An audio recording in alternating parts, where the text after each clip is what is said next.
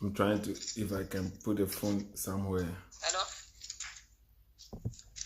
Yeah. I said, okay, Abdurrahman, so can you see now, it's like you don't understand what I'm trying to say. Allah is the one who decrees everything for us. Or let me ask you, Allah decreed everything. let me ask you this question. Is there something that can happen out of the will of Allah? Nothing can happen out of the will of Allah which moves on his own knowledge. So I didn't understand that. Can something happen out of the will of Allah? For something to happen, nothing can happen out of the will of Allah which moves on his own knowledge. Because imagining for something to happen, it must be on a knowledge. Okay. So why did you tell me that you as a Muslim, you have your free will? I have my free will. Allah mentioned in the Quran, he said after he created mankind, he showed him the way. If you will follow, if you will don't follow. Because Allah decreed for me to be a Muslim because he knew in his foreknowledge that I will be a Muslim. So he created me for me to practice that Islam because he knew in his foreknowledge that that is what I will do. So are you saying right now then something can happen out of the will of Allah? No, did you listen to my answer? I said nothing can happen out of the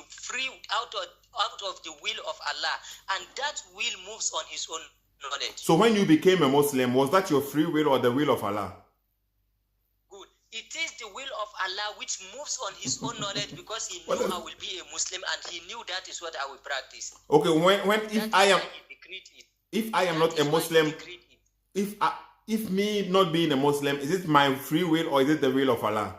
Good. It is the free will of Allah based on his knowledge because he knew if he created you, you will not follow him, you will not obey him, you will not be a Muslim. That is why he decreed it because on his knowledge he knew that is what he would do. So where is my free will then if Allah is the one who decreed it like this? He decreed it and he gave you the opportunity to practice it. He gave you the free will. He showed you the way. The way he shows you is the Quran. He told you everything about the way, but you will not follow and he make it to be on your decree because he knew in his foreknowledge that is what you will do. You don't, Abdurrahman, it's like you don't understand. Okay, me myself. Let me finish. I let you speak. As a human being, I don't have any power to do anything. Okay? Yes. So if it has been determined for me to do something, then that thing must surely come true. Okay, I think I should use simple English for you. Please. When God determines something for you, he determines it because he knew that is what you will do. So what? So something. Because look. Wait. He determined that he. Let me finish. Remember the example you gave. No, let me. You said God determined it because he knew that I would do that. The example you gave before. You said they can predict that tomorrow it may be raining. It may be so thing. They are decreeing that they are predicting based on what? Their knowledge. So if human being can predict something on his knowledge, human being is not all-knowing. So how do you imagine that of God who is all-knowing?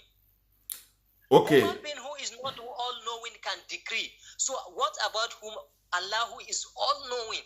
If human being that is not all-knowing can decree something, what about God that is all-knowing, who knew the thing that are to happen, whether they are to happen or not, how it will happen? He already knew. So he already knew after he gave you the free will, this is what you will do. That is why he decreed that upon to you. Abdurrahman, the point that we are speaking here, okay, Allah is all-knowing, okay, and then he knows that I am going to do something. The thing that I was going to do, was I going to do it on my free will or was it a decree from him? Good. It is his decree based on his knowledge, which he knew that you will do it on your own will. So I can do something on my own will without the will of Allah. It is moving on the will of Allah because in his knowledge he knew that this is what you will do. That is why he decreed it upon you for you to do it. Wait. So Allah knew I was going to do something which was not in. He did not decree that for me. It is my decision. I decided to do that. Is that what you are saying? He knew that you will do it, and he decided that for you because he knew that is what you will decide in you. Okay, so Allah when you said he knew I was going to do it, Allah decreed for you to be a Christian because he knew in his own foreknowledge that if you come after he gave you the free will, you will not practice Islam on your free will, you will choose to practice Christianity. That is why he decreed it for you to practice Christianity. Okay, so let's say because when Allah at the beginning, the hadith said the first thing Allah created is what? The pen. And then he commanded the pen to write whatsoever will happen. But for Allah to even decree for the pen, for Allah to even assign the pen to write what will happen today, to write that today I will have a phone call with you, it is because he knew and he have the knowledge and he knew that I will have that will to call you and have a discussion with you. That is why he assigned the pen to write what will happen. Because he already knew that that is what will happen. Why? No. Listen carefully. Allah is letting the pen write what is going to happen. So whatever the pen wrote at that time, it is going to happen. So the pen is writing. Because have the knowledge. It has happened already. Because you have the knowledge. Okay, so the pen is writing. No. You see, according to wait. For him to assign. Abdul Rahman, are you going to let me speak too? Speak. It's your program. You can speak. No, but I don't want to be shouting because I want to get. Even me, I'm not shouting. Yeah. So when you speak and then you keep quiet, let me speak. Okay. So when Adam was created, okay, Adam said to Moses, according to the Hadith, Adam said to Moses, "Why are you blaming me?" Because Moses was blaming Adam because of Adam. That is why he's not in heaven. And Adam was saying, "Why are you blaming me?" When it was decreed for me 40 years before I was created that I'm going to do this. It was his fate. Yes. What does that mean? Good. Allah decreed for Adam to do that because he knew in his own knowledge that that is what Adam will do with his own will. Okay, so Allah, he knows that somebody is going to do something, so he decreed for the person to do it, to do that thing. He decreed it, and that is the justice. That is you don't know. why Allah created you to come and do it, so that in the day of judgment, if He begin to punish you, you will not raise voice to the justice. So not so. That is why Allah will allow you to do that. So Allah sent Muhammad. Wait. Wait, listen. Allah entrusted those books for them to protect it because he knew that that is their hypocrisy. They will not protect it. And he knew that he will bring the last book, which is the Furqan, which will explain the truth to you. But still you will not follow. That is why he decreed it and allowed them to do it based on their own will. Because on his knowledge, before he decreed it, before he assigned the pen to write what will happen, he already knew what will happen. So that is why he decreed it. So I just want you to just explain that. The Quran mentioned that he entrusted that to them. But what I want you to know, let us forget, let's even assume that the Quran doesn't say your books are corrupted. For the sake of argument, let us assume the whole of the Quran. Wait, no. Don't assume. Allah does not like the people who assume. Listen. No, you listen, Abdul Rahman. Allow me to finish. No, allow me to finish. Abdul Rahman, you see, I'm being patient with you. I'm giving you the time to speak, but you don't want me to speak. No, I don't want you to say let assume, because Allah does not like the people who make assumptions. Don't follow assumptions. No, listen. Abdul Rahman, let me finish my statement. Don't stop saying assumption. I don't want you to say assumption. Okay? Go to the point. Abdul Rahman. Okay, listen. So are you going to be quiet for me to finish my statement? Listen, are you going to be quiet for me to finish my statement? You said I should go on. No, I didn't say that. Where did I say that? Okay, continue. After you finish, I will make my point before you answer, because I want you to understand my point before you even speak about the point. You want to don't panic, okay? So Allah is the one who decrees everything, who determines everything, and then who He knows everything and he has determined it, okay? Yes, and that decreed move on his knowledge. Abdul Rahman, say what you want to say. Good. Now I said, let us take it. The Quran never says the Bible is corrupted. The Hadith never said it. None of the Sahabas of the Prophet said it. Let us take it that. Still with that, then Allah gave us, He created us with what? With a mind. He gave us the brain to analyze things, whether they are right or wrong. Accepted? Yes. Allah created us and gave us a mind. And Okay. He gave us the brain to analyze whether something is true or false. So let's take it that the Quran never said the Bible is corrupted, the Hadith never said, the Prophet never said, none of the Sahabas of the Prophet stated that. So if we analyze the Bible, does God have to come and tell us that the Bible is corrupted or not? If we analyze it and we realize that it is corrupted, did Allah need to come down and tell us after He gave us the mind of understanding? No. Good. So if we analyze it, as I said, let us keep those Quran everything apart. They didn't say that. So still, will that prove to us that the Bible is corrupted or not? It will not if you analyze it good. So, okay, if we analyze it, let us even take from the Revised Standard Version of the Bible, the scholars who revised Is that a translation? Are you speaking about a translation? Okay. The translation is corrupted, but not the Hebrew and Greek text. Okay. Is the English translation of the Quran corrupt? Good. The English translation, it may be corrupted. Say it one more time. So is that applicable to the Bible? Say it one more time. I didn't hear it. I said the English translation of the Quran, the English translation of the Quran may be corrupted. What? Okay, so the same logic. You see now, I want you to apply the same logic what you apply for the Quran. For you to say the Bible is corrupt, Abdul Rahman, for you to say the Bible is corrupt, okay, you have to go to the original text. Apply that to the Bible. Now, okay, Abdul Rahman. First of all, okay, you are speaking about we should use our brain. God gave us brain to analyze and check if something is wrong. God doesn't have to come and tell us because He has given us brain. Okay? Yes. So according to the brain that God gave us, how do you know Muhammad is truly from God, the same God that Jesus came from? How did you know that? Pronounce it to the public that you are changing the topic because you said we should apply that to the Bible. Yeah, because you said we should apply that to the Bible. So let us apply it. Don't change it. No. We apply. You can apply it to the Bible. I can apply it to the Quran. I'm using my brain too. Then listen. Since we said we can apply that, I said to you that Are you afraid? Can't you answer this simple question? According to the common sense, according to the brain that we have right now, where is the proof? What is the proof that Muhammad is coming from the same God that Jesus came from? Where is the evidence? Discuss on the topic we are speaking on. We are speaking on common sense. We are using our brain to analyze the books. You can analyze the Bible. I can analyze the Quran. So can you answer me, please? I said I believe that the book, the English translation. I ask you sincerely. Does that or is that applicable to the Bible? You said yes.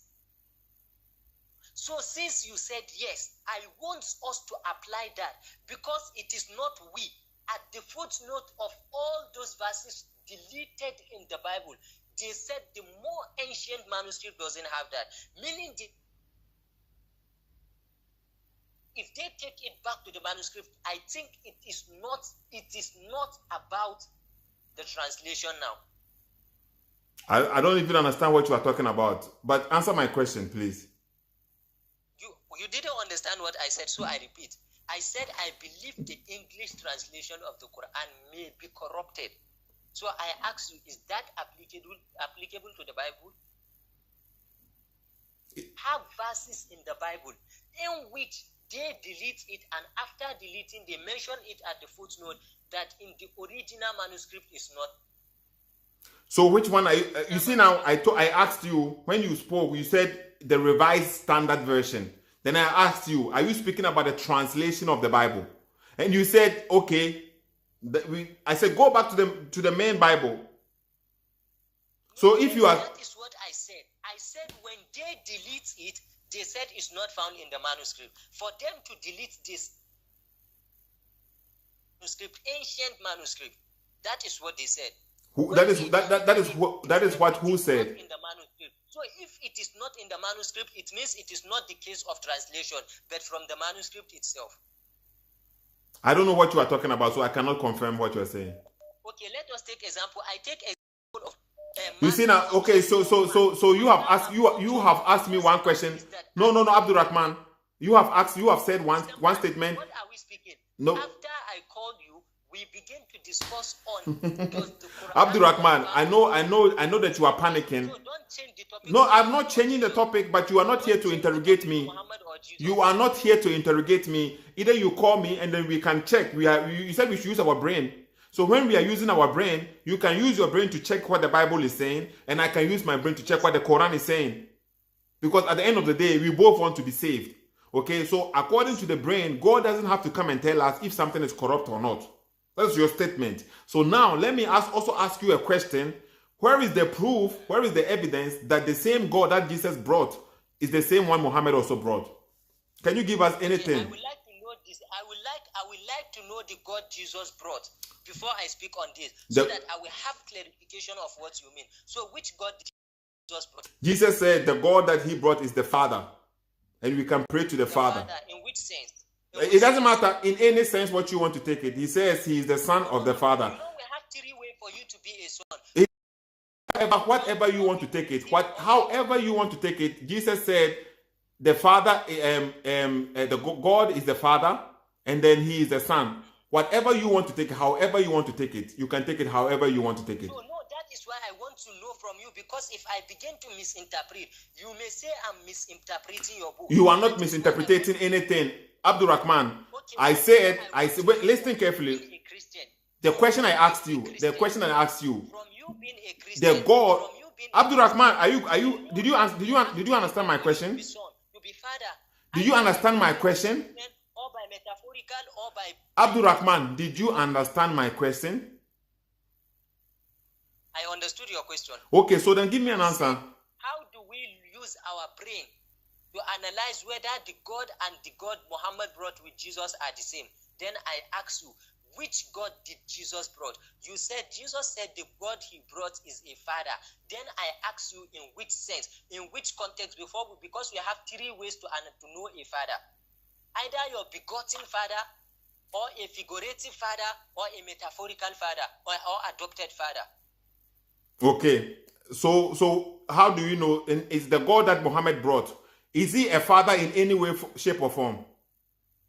MashaAllah. When Allah speaks in the Quran, you see, I understood the question now. When Allah speaks in the Quran, he condemned that Allah doesn't have a father, he doesn't have a son. He is not a father because he doesn't have a wife. How can he give birth to a son? So you see clearly what Allah means here is that he is not a father as begotten a son. He cannot do that. So that is what Quran denied. So the Quran never speak about having a son as metaphorical or not. So since the Quran doesn't say I cannot add, I cannot delete, the fact of God having a begotten son, speaking about begotten, the Quran clearly is against that. If it is adoption or figuratively, I can't say because the Quran never speak about that. Okay, so the Bible, so according to the Bible, God is saying the children of Israel are his children. Is it true that are the people of Israel his children? Yes, that is what I said. The Quran never speak about that. Okay, so how do we know that that is what? Okay, so did you? Right, or it may be wrong. So that means the God in the Bible is not the same God in the Quran. It may be right or it may be wrong. What may be right or may be wrong? Good. Since Allah doesn't speak about that, the Prophet is silent about that. No, Allah said it. Allah said it in the Quran. Allah said it in the Quran. Nobody comes to him but as a slave of Allah. Nobody comes to him but as a slave of God. So even according to the Bible, even the Prophet are slaves of Allah. Okay, so Allah is denying anyone to be the son or the children. What do you mean? As what? Denying children of what? Of begotten. No. Allah, listen carefully. You see now you are deviating. Allah said in the Quran. I didn't deviate. deviate. I'm speaking on your topic. The Bible says, listen carefully, the Bible says the people, God in the Bible has children. He calls people children. It doesn't matter, adoptive form, figurative, whatever. He's calling them children. No, it matters. Okay, so listen, Jesus came, when Jesus was being baptized, okay, Jesus said we should baptize. So the God that, when Jesus came, he was teaching people to baptize. And when Jesus was baptizing, the voice from heaven came and spoke, "This is my son." It doesn't matter, he called him his son. So this is the God that Jesus was praying to, the Father. Whose voice? Whose voice? God's voice. Does the Bible say God's voice? So who is the one who is saying, "It is my son"? Okay. A voice came from heaven. Jesus told us in Matthew chapter 5, verses 10. Don't. Wait. It doesn't matter. Okay. It wasn't God's voice. Okay. No, listen. No. Jesus said, "No one ever heard the voice of God, nor sees his shape." Where in John chapter 5, verse 37 to 39. So we have to know whose voice. Whose voice? Because Jesus said, "No one ever heard the voice of God." But you said it is the voice of God. That verse doesn't say a voice from God. Which Bible verse did you just say right now? Tell me the Bible verse. I should tell you, I'm having King James, I'm having Revised Standard. So which one did you just say that Jesus said no voice? I have to read it myself and see what it says, please. Okay. Let me open, because I quoted it from my head. Okay, so you see now? You see how? Okay, so back to the point. It is life.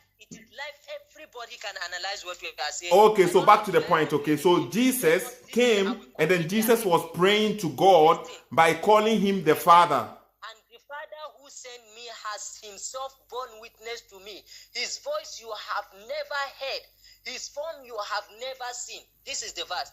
John chapter 5, verse 37. He said, "You have never heard his voice." John chapter what? You have never saw his shape. So how can you tell me that voice is from God? So Abdurrahman, I said, what verse are you reading? What verse? I'm quoting John Revised Standard Version, the book of John chapter 5, verse 37. John 5:37. Okay. So, and when you read it, okay, can you read it again? Yes, it said, "And the Father who sent me has himself borne witness to me. His voice, listen, his voice you have never heard. His form you have never seen." Okay. You have never seen his voice. You have never seen his shape. That is what it means. Okay, that's what it means. So he said, listen carefully, Abdurrahman. Heaven is the voice of God. I didn't understand, honestly. Okay. Abdurrahman, that is what it says here, right? Yes. It says, "And the Father who sent me." Who is this Father? No, that is what we are trying to analyze.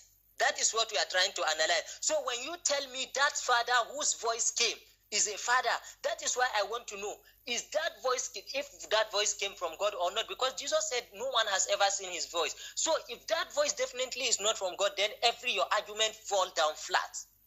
Okay, so was Jesus sent by a father or not? Listen, don't say was Jesus. Don't say was Jesus. I didn't understand honestly. Which voice? Whose voice? Okay, so answer the question. The question that I was asking. Please address it. Whose voice? Whose voice came from heaven? Whose voice? I told you. I told the Father. The God said, "This is my son." That's what it says. The Father. Jesus said, "No one has ever heard the voice of God." So that voice, according to Jesus, it cannot be the voice of God. Oh, of course. Okay, so let me explain to you. Okay, no, the Bible says no one has ever seen God before. Does the Bible say that no one has ever seen God? Not his shape alone. No one has ever heard his voice. Okay, so let me explain this to you. It is simple. God says no one has ever seen God, but we know that God came to Abraham. We know that God came to Moses, and God spoke to Moses. Didn't God speak to Moses in the bush? Good. What? Repeat what you said. Didn't Allah speak to Moses? Look at this logic. Jesus said no one ever heard his voice. Okay, but did God speak to Moses or not? Did God speak to Moses? I'm judging you according to Jesus. According to Jesus. Yes, and I'm telling you because listen, you don't listen. God, okay. Okay, listen. I'm listening to your point. Say your point. So, I'm listening. And the point is, I haven't even read this full verse, okay? So I am speaking out of the little. You said did God speak to Moses or not? Is that your question? Yeah, did God speak to Moses? Okay, the Bible, Acts chapter 7 verse 53 said no. So according to God never spoke to Moses at the burning bush. I'm asking you. Remember, I'm asking you about whose voice. Jesus said it cannot be the voice of God. You said Moses spoke to God. So if I said God spoke to Moses, God spoke. The people heard the voice. The Bible mentioned in Acts chapter 7 verse 53 that is not God but angel. The Bible disproved that. So are you saying Allah never spoke to Moses in the bush? Acts chapter 7 verse 53, and I quote. Abdul Rahman, are you going to answer any question? You see now, Abdul Rahman, why are we speaking right now? What is the point? Why are we speaking right now?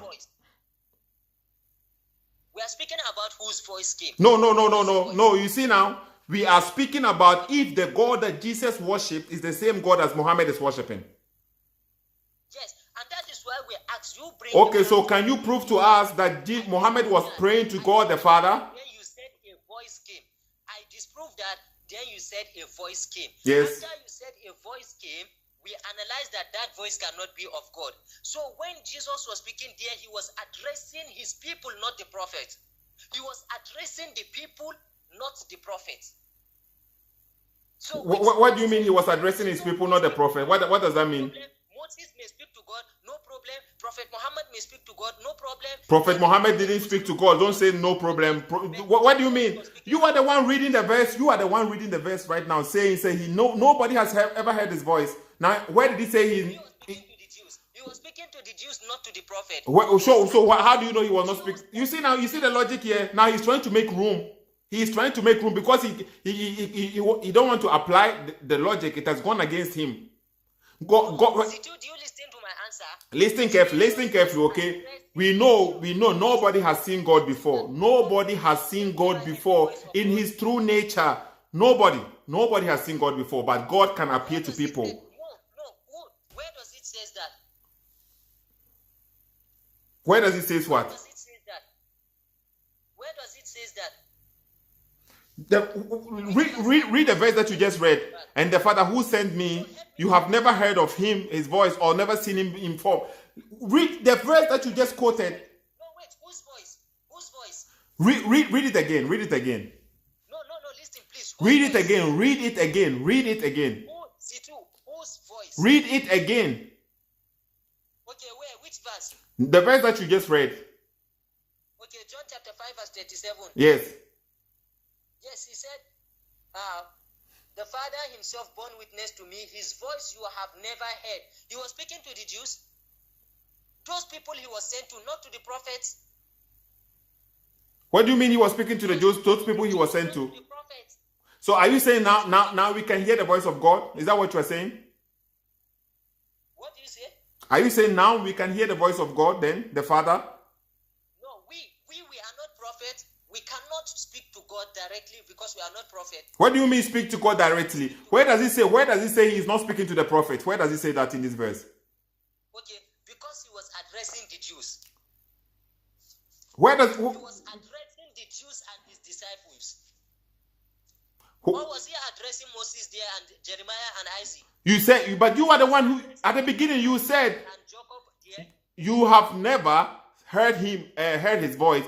So if you say, so listen carefully. So speaking to, let's even understand where we are going to, so that we will not be speaking blindly. Okay, so can you show me that the God that Jesus was worshiping is the same one as Muhammad is worshiping? I won't answer. Who was Jesus speaking today? So that we cannot be moving blindly. Okay, so according to this verse, okay, I haven't read the whole context. So how do you then say, Abdul Rahman, listen carefully, because you are trying to play games.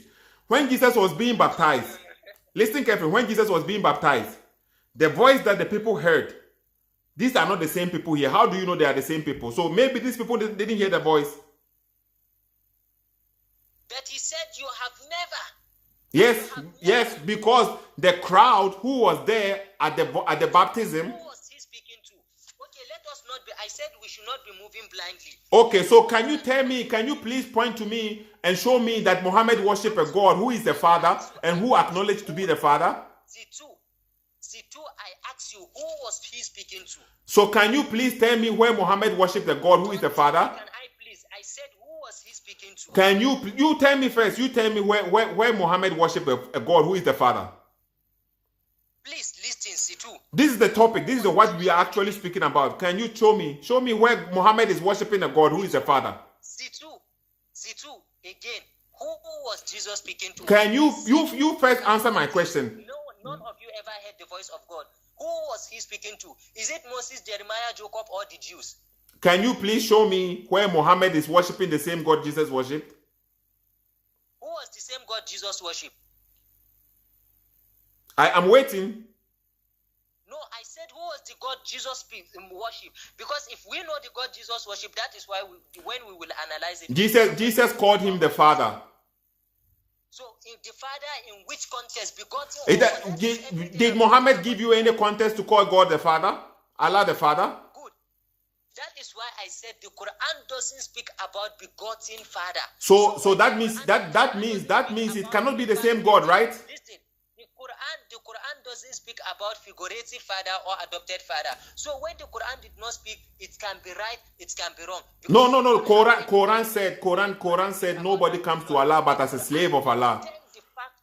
No, listen carefully. Quran said nobody comes to Allah but the slave as a slave or as a servant of Allah. So you cannot call Allah your father.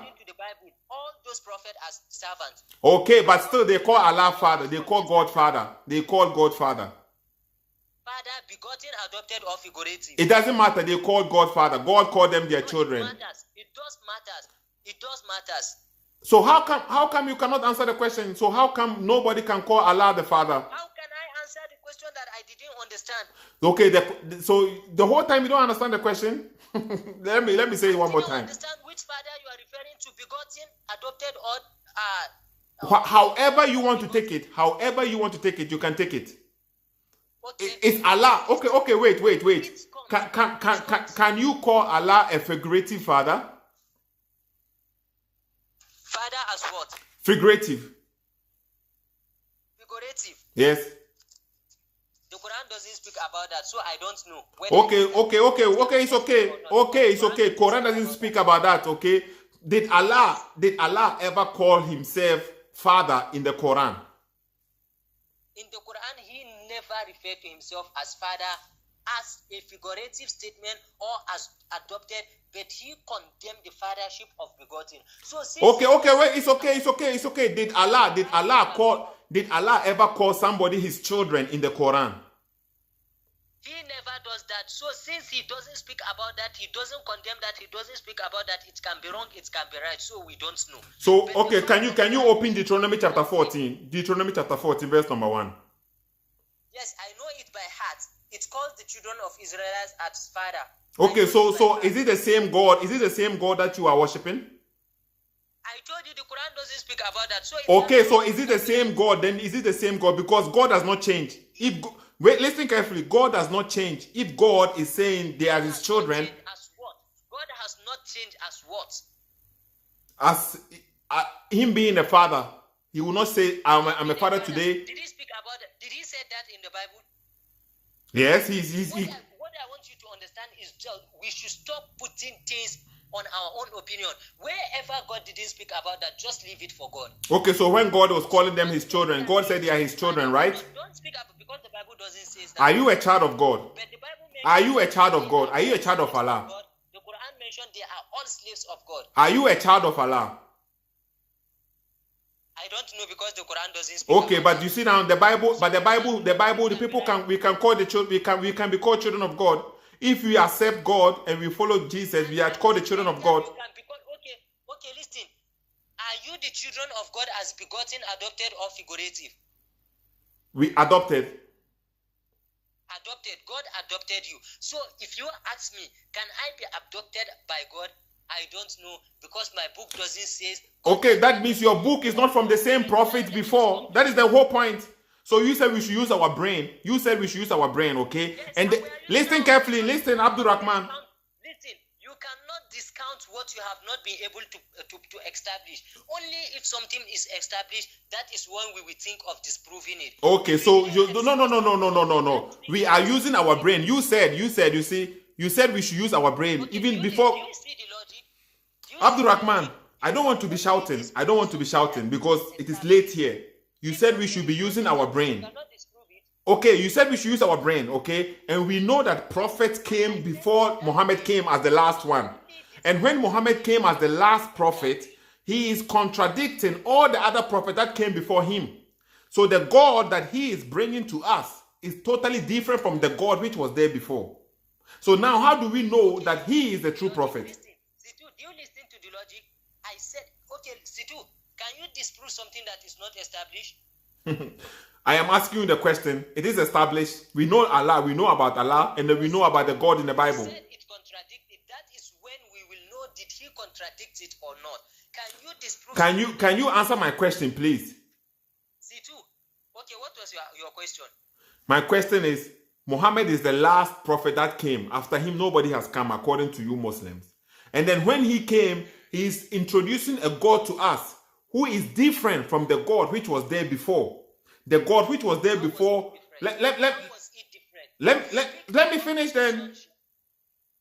Listen, he is introducing to us a God who is different from the God before. The God before was a proud God calling people his children.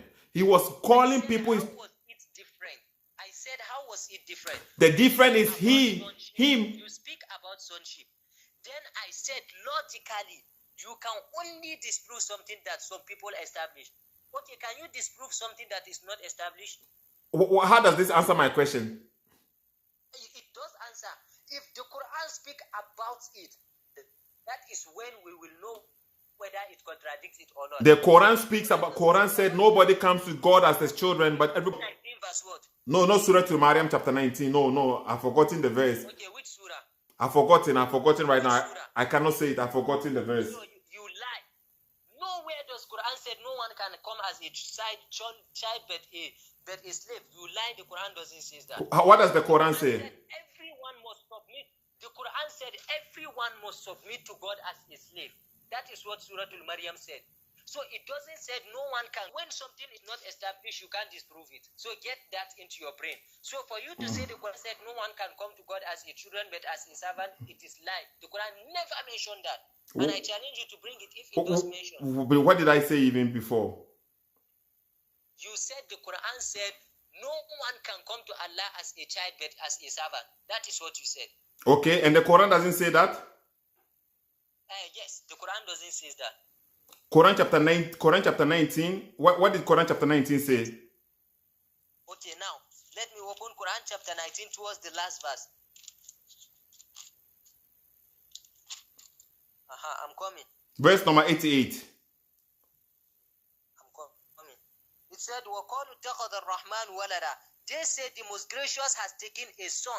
Speaking about what? Begotten son, because it said no way Allah can have a child when he doesn't have a wife. So when it talks about a wife, it means he was speaking about begotten. So what you are even quoting is verse it is verse 93.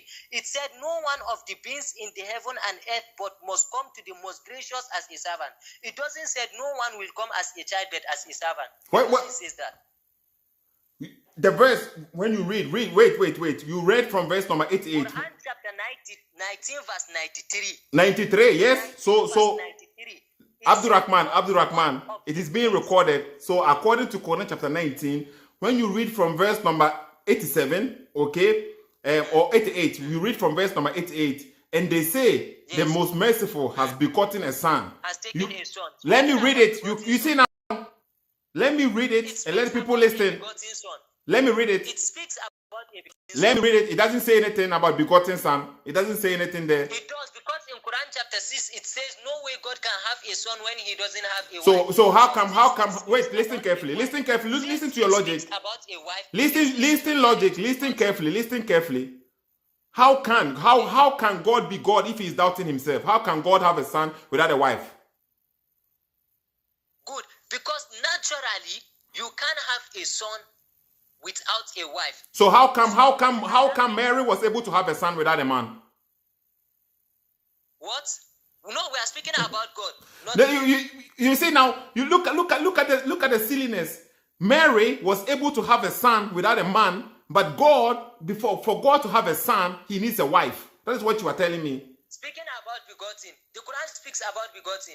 What do you mean the Quran speaks about? Where is the word begotten? Where is the word begotten? Where is the word begotten? No, listen. No. So you said I was lying. No, wait, hold on. You said I was lying. I told you I forgot the verse intentionally. I wanted to see. Know what you do. That no one will come to God as a son, but as a servant. And I said the Quran doesn't say that. So when we speak, you said, how can Mary have a son when she doesn't have a father? But Allah cannot do that. Listen to my answer. No. You are the one who said. You said logically it is not possible for you to have a son. You need a partner. That is what you said. Then listen to the answer. Listen to the answer. God can create million sons without father and mother.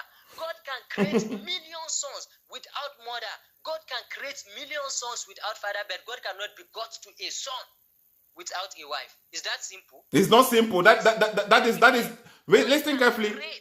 No. God can create million That is an incapable God. That means that God has limits. He's not almighty. A God who cannot do something. Listen carefully. Look at the logic here. Muslims, I don't get this. No. If you bring that point here, you will destroy your Christianity. Okay, let me bring it. Let me bring that point here. A God who says, "How can I?" That means the God is doubting himself. Do you understand that? A God who doubts himself. It means he is limited, right? Yes. Okay. Can God create another uncreated? God said in the Bible, for God, with God, everything. Let me answer you the question.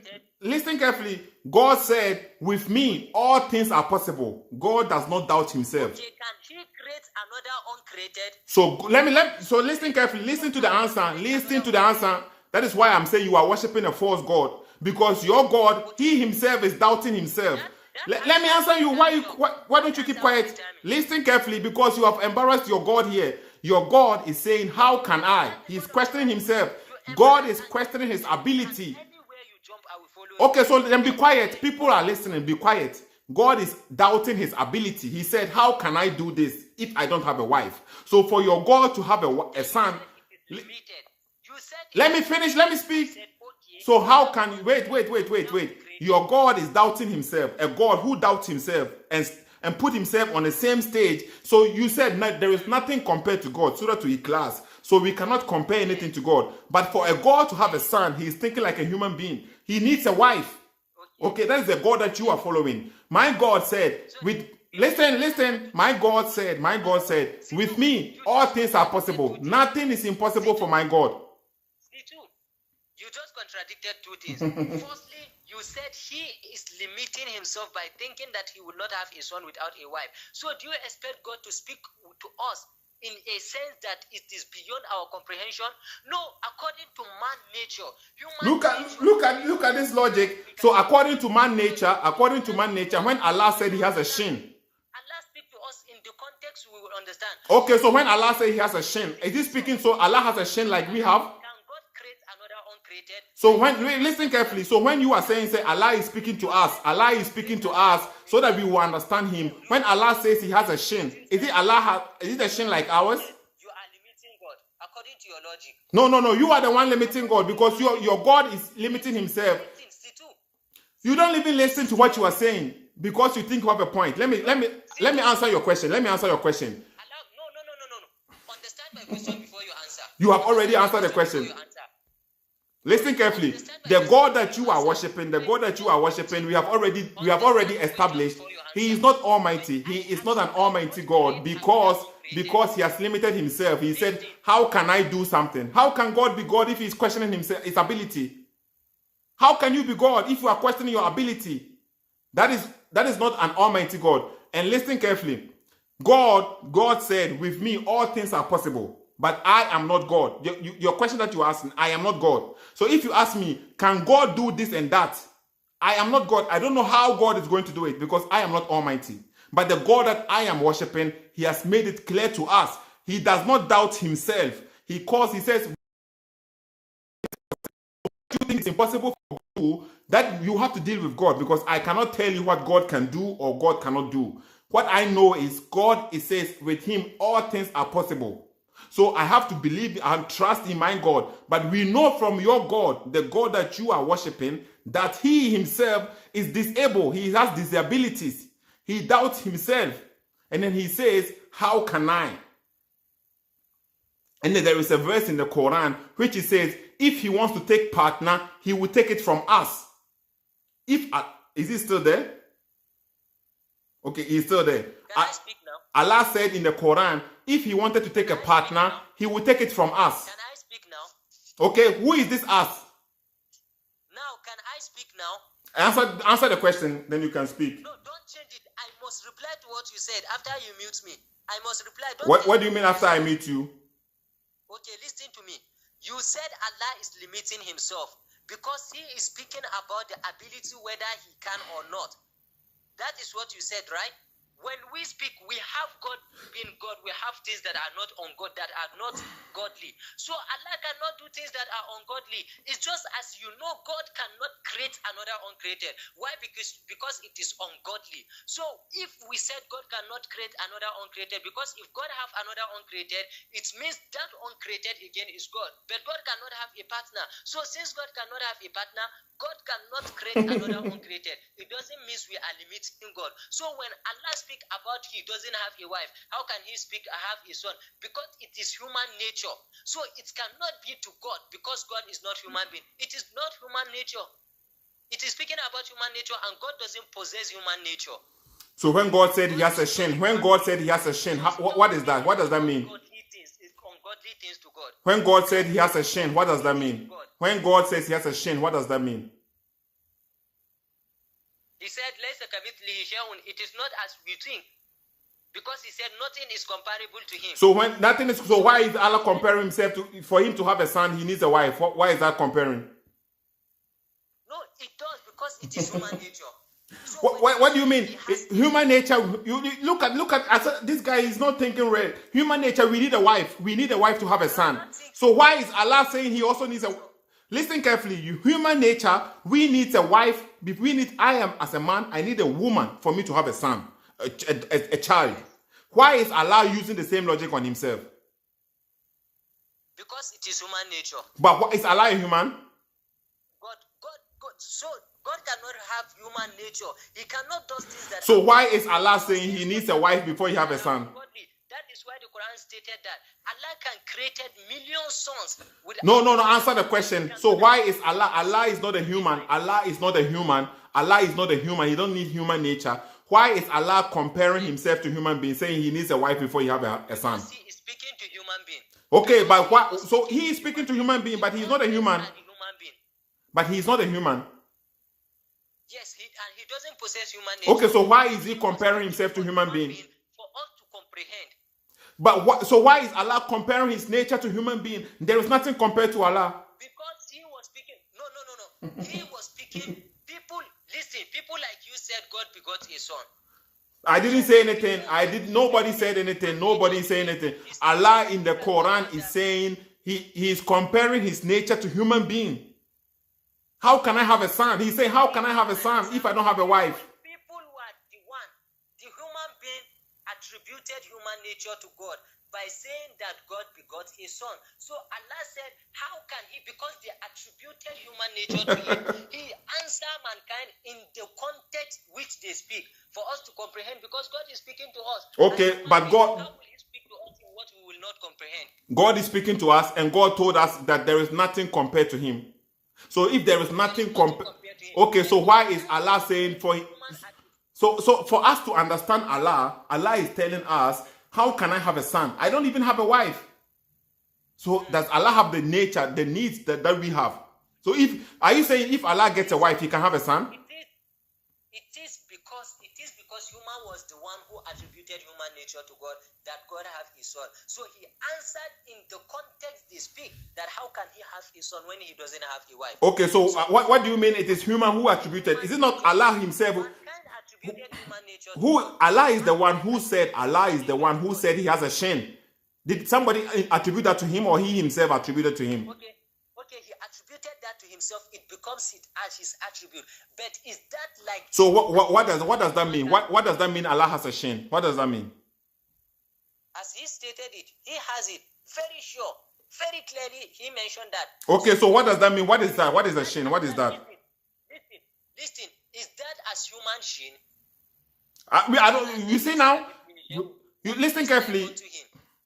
You are asking me if that is a human shin. According to your own logic, Allah is communicating with human beings, so he tells us so that we will understand. It means I told you didn't answer you didn't listen to my question. I said the reason why Allah speak in that context, in that verse, because human being attributed human nature to God, that God begot a son. So Allah speak in that human nature to them. But in this other context, he said he has a shin. Okay, if God has a shin, meaning a leg, human being, do we think that to be like, listen, let me complete the answer. Does that mean a shin like the shin of human being? Allah said nothing is like unto him. Because if I said Sethoo have a leg, I also know that a goat have a leg. So just because I said Sethoo have a leg, does that mean I'm comparing you to a goat? No, unless I said the legs of Sethoo is just like the leg of a goat. That is when I compare you. But if I just said Sethoo has a leg, if I didn't compare it to the leg of a goat, it doesn't mean I'm comparing your leg to the leg of a goat. Just because goat have a leg, if I said Sethoo have a leg, it doesn't mean you have the leg of a goat. So if Allah said he has a shin, we believe he has a shin, meaning he has a leg. But if Allah didn't say that shin is just like human being, we are not comparing. Allah is not comparing it to human nature. Okay, I didn't say that. So Allah has a shin, but it's a different kind of shin. Like I have a. So you are saying. So listen carefully. So you are saying a goat has a shin, a goat has a leg, Sethoo has a leg, a cow has a leg, and Allah has a leg too. That's what you are saying. Okay, yes, listen, that is what I said. I said since a goat has a leg and Sethoo has a leg, listen to this. In a speech, I said Sethoo has a leg. We understood that even all creation has a leg. So just because I said Sethoo has a leg, does that mean I'm comparing your leg to the leg? I'm not saying Allah's leg is like your leg. I never said that. I am just telling you. I'm saying now we know Allah has a leg, but it's not like our leg, but he has a leg. That is what you are saying.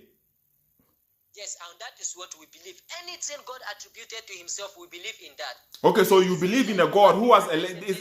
So are we allowed to think, okay, God has a leg? Is it one leg or two legs?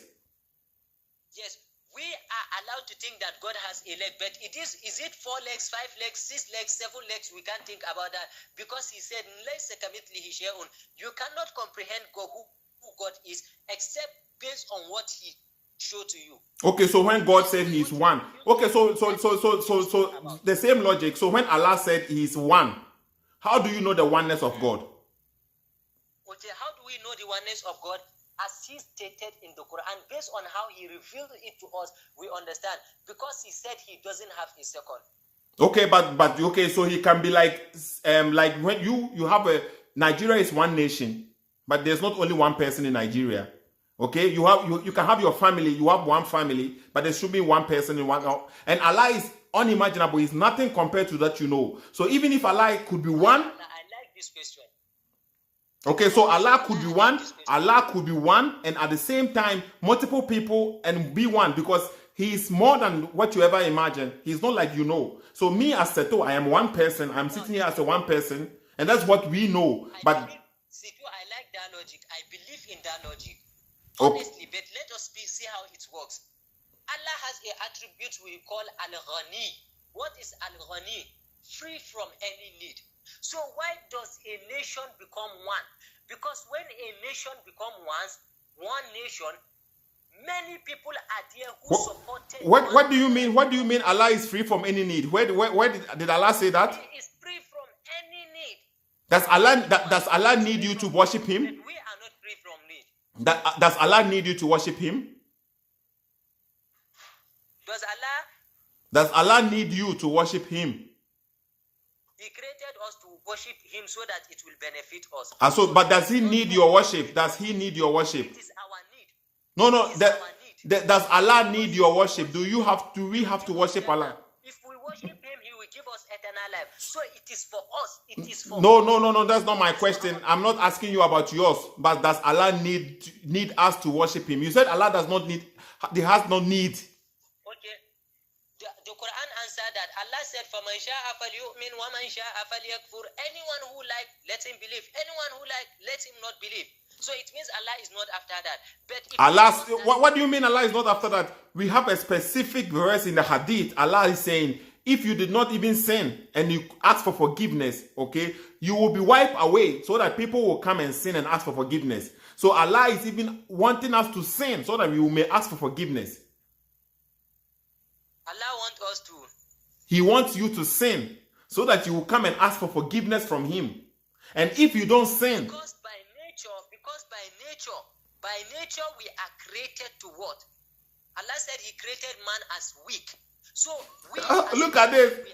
Allah created man as weak. Against God, we return back to him to forgive us. If he forgives us, it benefits us, not him. No. So you look at the logic here. Allah is the one who created you, and he created you weak. Yes. He created, the Quran mentioned that, Quran chapter 4 verse 28, that God created us da'ifan. He created us weak. So when he created us weak, we are bound to sin. So why so that means go back to Allah to forgive us. When he forgives us, it doesn't benefit him. This is amazing. It benefits us. So according to your Quran, Allah created you weak so that you will sin and you come to him and ask for forgiveness. So his creation, there's weakness in his creation. That verse, you see, you just misinterpreted again. I said Allah created us weak. So as Allah created us weak, we are bound to sin, meaning we can sin. But how does that work? It is for us to benefit us, not him. Because what do you mean not him? He is the one. Why did he create us weak in the first place? Why did Allah create us weak? Why did he create us weak? I go to the hospital. When I am sick, I go to the hospital. The doctor gives me a drug. When the doctor gives me a drug to be healed, does that mean it will benefit the doctor? No. But you listen carefully. You said when you are sick, you go to the doctor. When you are sick, the doctor did not give you the sickness. Allah is the one who created you weak. Look at the logic. He created us weak. Okay, so he knew in his foreknowledge that we will be weak. Look at Allah knew. He is the one who is creating us. What are you? He knew in his foreknowledge that is what we will be. This is amazing. I like this. I like this conversation. Allah is the one who has the power. So when you said be one, but a nation is one, it is because we as a nation we need one another. But Allah doesn't need anyone to do anything for him. He doesn't need anyone to do anything from him because he existed when he did not create anything. So when he existed without creating anything, it means he can even exist without we. No, okay, when Allah was existing and then he didn't create anything, was he merciful? Yes, he is merciful. Who was he merciful to? Good. If I'm sleeping, I'm merciful. Does that mean I have to answer my question. Who was Allah merciful to? You doesn't have to apply a mercy. When I am sleeping, I'm not cheating anyone. I'm not disturbing anyone. If I'm sleeping, I'm merciful.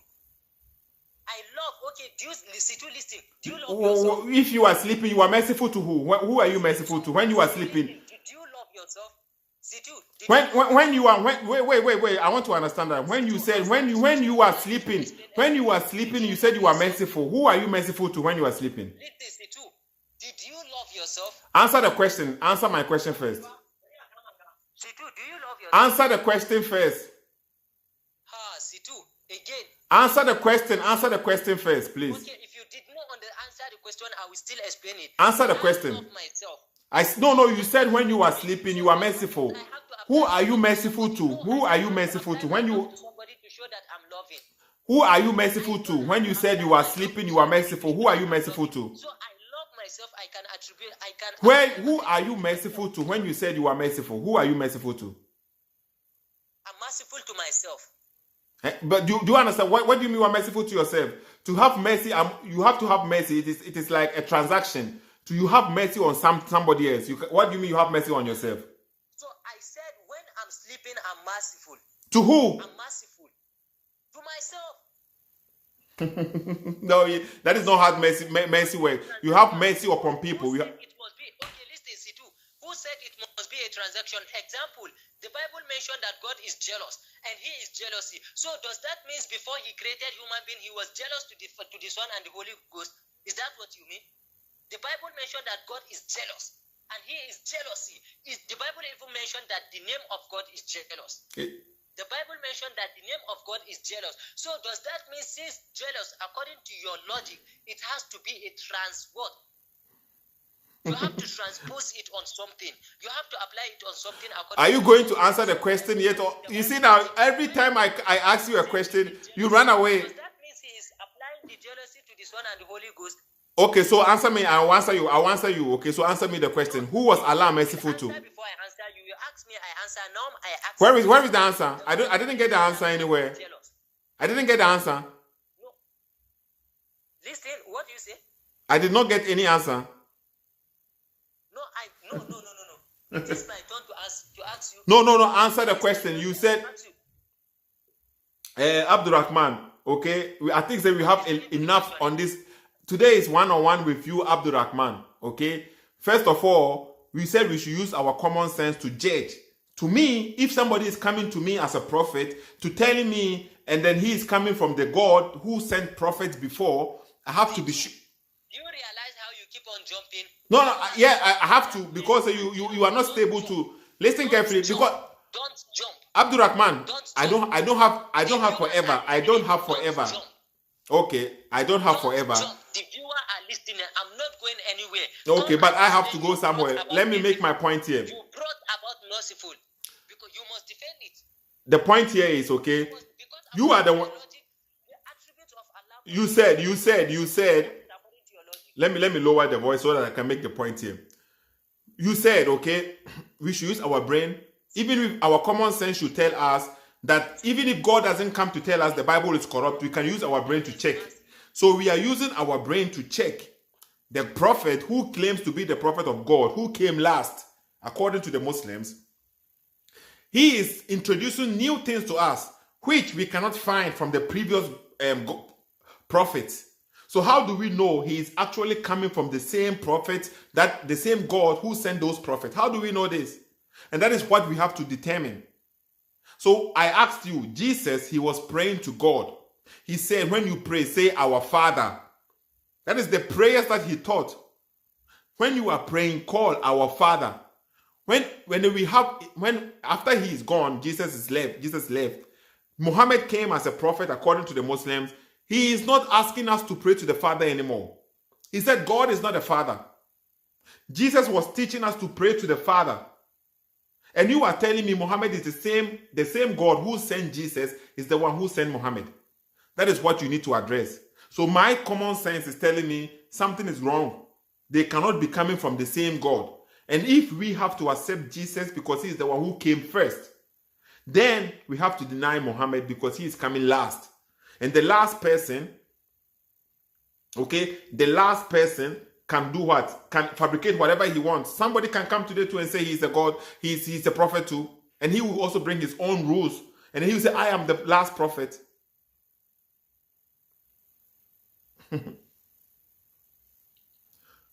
Okay, so Abdurrahman, you make your point. I have to leave now. Make your point. Prove to me.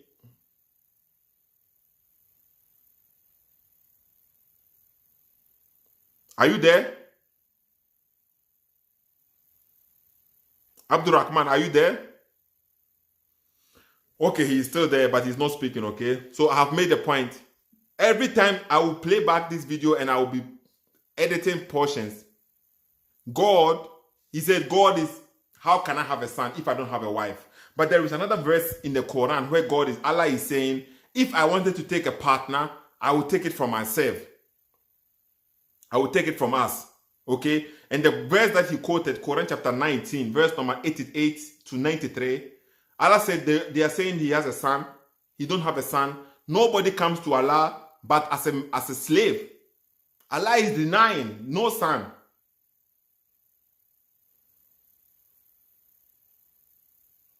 Okay? No son. I'm trying to find a verse. I cannot find. I'm not maintaining a computer in China. That is. You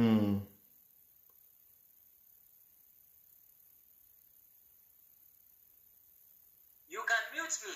You can mute me. It's your program. Okay, you can speak now. I'm about to leave, so you can speak. Okay, you are about to leave. That is why I like you. Every time people begin to arrogate to interrogate you, your time is okay, you are about to leave. Still, you are the one who jumped from this, you bring this topic, you bring this, I still follow you. So the same thing to that mercy. You said the attribute of God are to be transposed. So I ask you, if the attribute of God are to be transposed, the Bible mentioned that God is jealousy and his name is jealous. So does that mean before God created us, who was he applying jealous to? Are you done? Is that all you have to say? Yes, that is what I want to understand. Before he created us, who was he showing jealous to? Because if he expects us to worship the Son and the Holy Ghost, and now he will be jealous, then there must be a problem. So I want to know, who was he showing jealous before he created us? Okay, so nowhere we don't have the same concept from the God that you think that the attribute of your God doesn't have to apply to our God. How you see your God doesn't apply to our God. Okay, so you cannot use your logic to your God to judge our God. God as jealous. It is the Bible. I'm speaking about the Bible, but the Bible mentioned the name of God is jealous, and God is jealous. The Bible says the name of God is jealous. Which Bible verse says the name of God is jealous? Okay, I have to teach you a Bible again. Deuteronomy chapter 34, Exodus 34 verse 14. Read Exodus 34 verse 14 says the name of God is jealous. Read it. Exodus chapter 34 verse 14. Is it Deuteronomy or Exodus? Maybe it's Leviticus. Exodus 34 verse 14. Okay, so read it. Exodus 34 verse 14. Read it. You must worship no other gods but only the Lord, for he is a God who is passionate about his relationship with you. Okay. This is the New Living Translation Bible. Okay. Remember what you said. You said his name is jealous. That's what you said. Yes. Okay. Yes. I want to see it. So the one that you just read, it didn't fit your agenda, right? So you need another translation, right? No, it does. Listen. This is the verse. Exodus 34 verse 14. For you shall worship no other God, for the Lord whose name is jealous is a jealous God. Who is speaking? Who is speaking there? The God of the Bible. So God is speaking and say the God whose name is what? Read it again. Let me see. Jealous. It says whose name is jealous. Whose name is jealous is a jealous God. Exodus 34 verse 14. So Exodus 34 verse 14, it says the Lord whose name is jealous. The Lord whose name is jealous. So if the name of God of the Bible is even jealous, and he attributed that to himself that he is Exodus jealousy 34. when we worship other God, does that mean who was he showing jealousy before he created human being? That is what I want to understand. Who was he showing that jealousy? Exodus 34:13. Worship the Son and the Holy Ghost. So if what verse? What is the verse? Say the verse one more time. What is the verse? Exodus chapter 34 verse 14. I'm giving you free. Exodus 34 verse 14. Exodus 34:13. Okay, so we have to feed you with the spoon again. Okay, let me try and read it and see who is speaking over there. Then the Lord said, I am making a covenant with you before all the people. Verse number 10, okay? Exodus 13, verse number 10, that is what it says. Then the Lord said, I am making a covenant with you before all your people and I will do wonders marvels. I will do wonders never before done in in any nation. Or in any nation. And all the people among whom you are shall see the work of the Lord. For it is a terrible thing that I will do with you. Observe, right? That is, you said from verse 10. Observe what I commanded you this day. Behold, I will drive out before you the Amorite, the Canaanite, the Hittite, and the Perizzite, the Hivite, and the Jebusite, right? Take heed to yourself, lest you make a covenant with the inhabitant of the land, whether you go, lest it become a snare in the midst of you. You shall tear down their altars and break their pillars and cut down their ashrim, for you shall worship no other God. For the Lord whose name is jealous is a jealous God. For the Lord whose name is jealous, meaning the name of the God of Bible also is jealous. So since he is jealous, his name is jealous. Then he said, according to that again, he is a jealous God, meaning his name is jealous and he is also a jealous God. It is an attribute that God is jealous. Who was he jealous to from the beginning, before he created us, before he created those idols people worship? Who was he jealous to? Is it he was jealous to the Father and the Son, or who? Okay, so according to the verse, okay, you have just read it, and the verse, he was speaking to these people, he was speaking to them, to the Israelites, okay, and then he has already them, he has them, and then he's saying he's a jealous God, so you shouldn't worship those other gods. So he was speaking to these people. I don't wait, let me speak. That is what I'm saying. The logic that you are applying here is because you are the one who have attributes to your God, most merciful, and these kinds of things. Listen carefully. It doesn't mean it applies to us or it applies to the Bible, okay? But it's the name of, remember, Sethoo, I didn't bring this logic.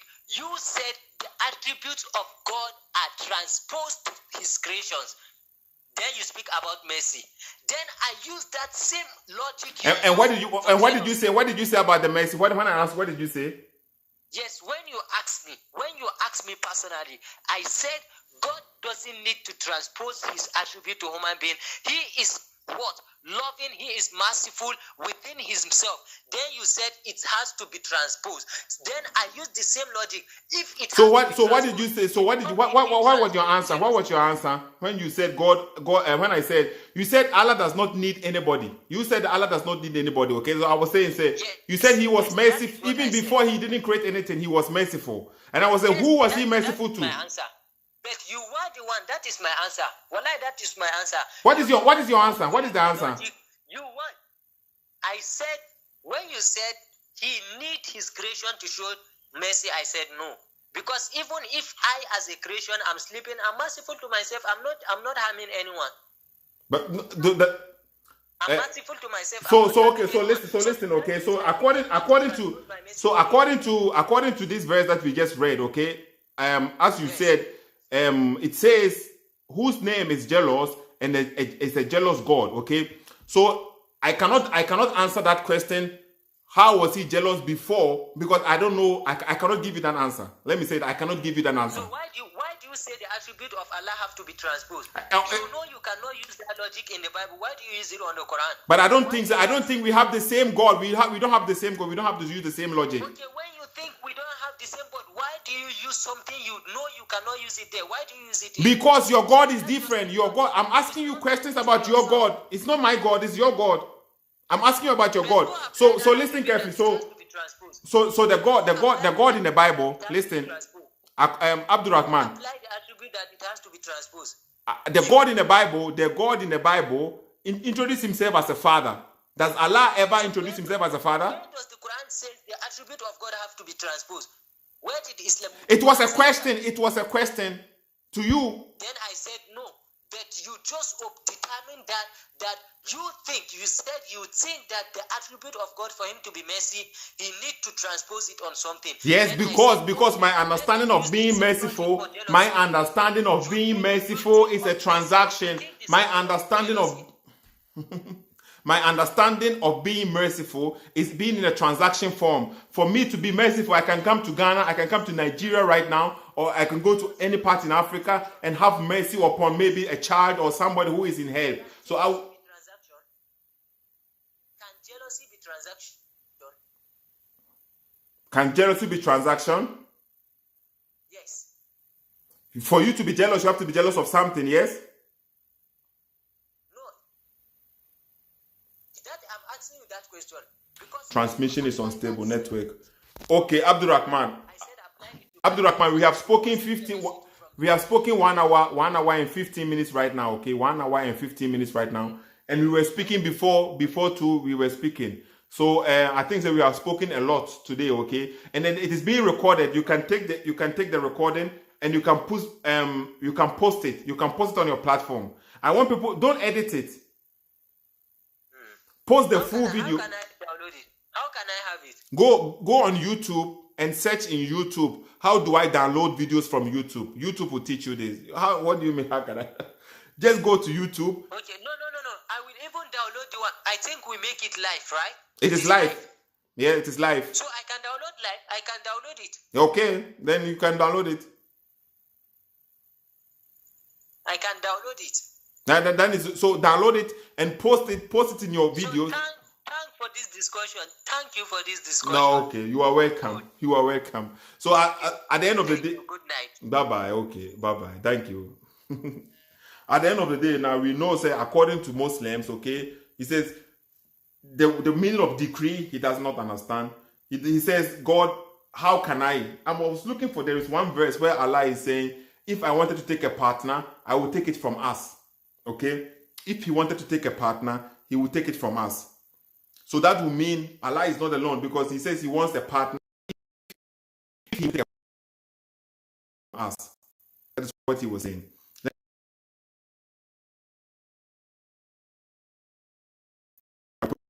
Okay.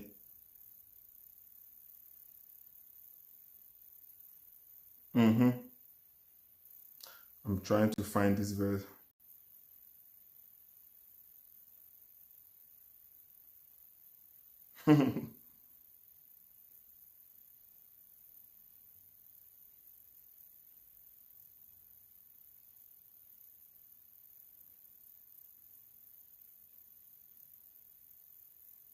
Quran chapter.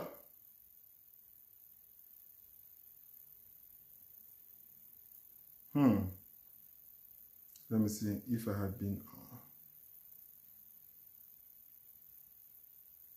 It says Quran chapter 21:17. 21:17. Let me see. Because I am not sitting in front of my computer, that is the point here. Then I have the laptop, okay? Then I can find it easy.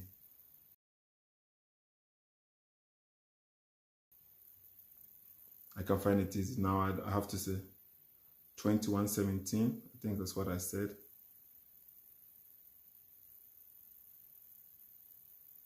So Allah is saying, Quran chapter 21, Surah 2 Anbiya, if we wanted amusement, that is what this translation is using, okay? If we wanted amusement, okay, we would have taken it from us. Let me see. Let me change the translator. If we intended to take a pastime, i.e. a wife or a son, into brackets, that is into brackets, okay? If we intended to take a pastime, i.e. a wife or a son, we would have taken it from us. So Allah is saying that if he intended to do so, he would have taken it from us. So he is talking about a partner. So he will not take, Allah himself is different, so he will not take himself, right? That is what the verse is saying. So Quran chapter 21, verse number 17. Let me read the Sahih International. Let me see what the Sahih International also says.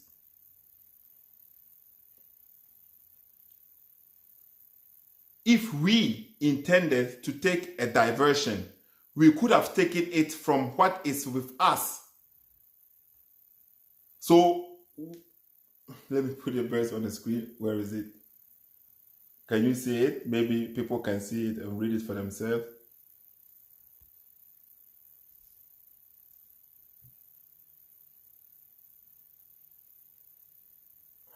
It's not coming clear.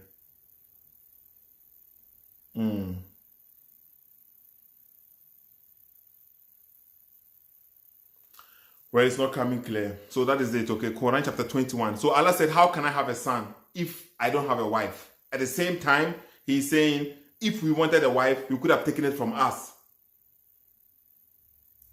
And go and check in the tafsir, according to the tafsir, what this verse is talking about. So let's end the conversation here. Sethoo Ssk, please share this video for us, okay? He says, this means us women are like Allah, goddess, okay? That's what the verse is. Go and check the tafsir. Because this other phone is what I usually use. This is my private, this is my own phone, the one I'm using to record. And this iPhone, it's new to me. I don't use iPhone, okay? So it's new to me. So I struggle trying to find my way out. But if I was using my Samsung phone right now, but I'm recording with the Samsung phone. But let me see, according to the tafsir or something like this. Just check the tafsir for yourself. Okay? You will see Quran X. Okay, let me see. I've spoken a lot. I'm tired anyway. I have to leave. 21:17. So when you show him the tafsir, he will say, no, I don't want the tafsir. What does the tafsir say? Allah revealed the following when they said that angels are Allah's daughter. Okay? He says that according to Ibn Abbas, then Allah revealed the following. When they said that the angels are Allah's daughter, if we had wished, okay, to have a pastime, if we wish to have daughters, and it is said, and it is said that this means, what do you mean it is said that? Who is saying that? It is said that this means if we wish to have wife, and it is also said that this means if we wish to have children, we could have found it in our present, from us, from among the maidens from paradise. Okay, if we ever did. So if Allah wished to have, go and read this is Ibn Abbas tafsir, okay? Tafsir Ibn Abbas, but it cannot be shown here properly. Tafsir Ibn Abbas is the one saying this. If we had wished, why is the camera not working?